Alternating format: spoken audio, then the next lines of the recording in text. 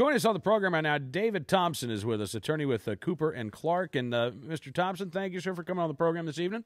Good evening, Cam. It's good to be with you. It's good to talk to you once again. And another lawsuit filed on behalf of the National Rifle Association challenging the constitutionality of the federal handgun ban for a law-abiding 18 to 21-year-olds. Right now, under the current law, 18, 19, 20-year-olds who may be fine, upstanding citizens, maybe the lawful owners of rifles and shotguns, they cannot legally purchase a handgun through a federally licensed firearms dealer.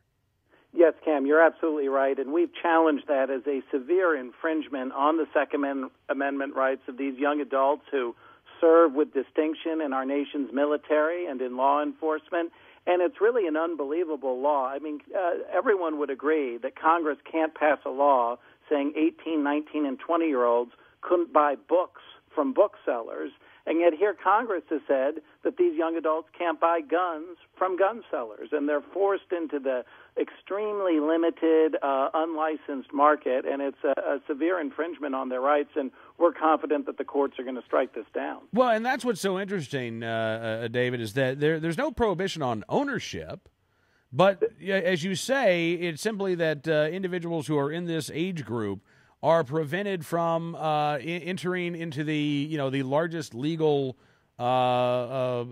market for handguns. Yeah, we believe the government's going to have a very difficult time articulating an important government rationale as to why this law would be valid. And under the Supreme Court test, for now that we know that the Second Amendment is a fundamental right, the Congress would have to have a compelling interest. And in fact, there's no interest. It makes no sense to force these adults into the unlicensed, limited market. And they can only buy intrastate, not interstate. So it's really a severe infringement. There is, Cam, a second part to the litigation that we've launched today as part of the NRA's national strategy to ensure the recognition of Second Amendment rights, and that's we're also challenging Texas's ban on concealed carry by 18, 19, and 20-year-olds.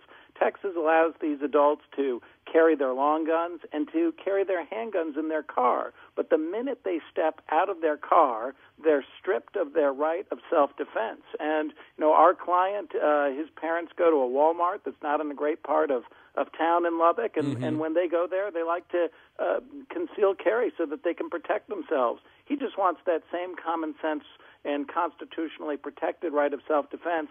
Texas denies him to it, and we think there's a very important principle at stake here because Heller, at least narrowly construed, was about the right to keep your arms, to defend yourself and your hearth and home, in the words of Justice Scalia. This suit, we believe, will establish the proposition that you're also allowed to carry your firearm, that obviously it wouldn't be much of a right if you couldn't carry it, and that the Constitution means what it says when it says you have the right to keep and bear arms, and so that's another part of this lawsuit. And you talk about the lack of a compelling interest by the government in blocking these individuals. I got to tell you, the plaintiff in this case, James DeCruz, he has a very compelling story, David. He certainly does. He learned respect for firearms from his grandfather, who's a World War II veteran who taught him gun safety and respect for firearms and the importance of the Second Amendment. And more recently, throughout high school, he was a member of the the Navy JROTC. He won a marksmanship competition, a regional competition, is highly decorated for his marksmanship. And, he wants to have the ability to buy a handgun, to buy ammunition for his handgun, and the ability to protect himself and exercise his right to self-defense when he's outside his home or his car. So the case, again, just filed yesterday. Obviously, the government has, 30 days to make their initial response?